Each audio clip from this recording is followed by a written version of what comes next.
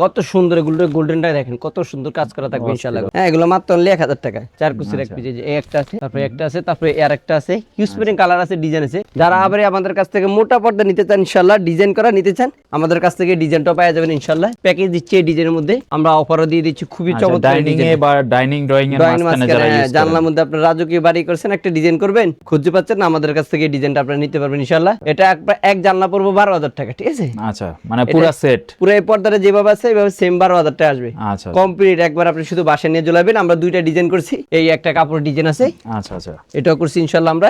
আমাদের কাছ থেকে এটা নিতে পারবেন।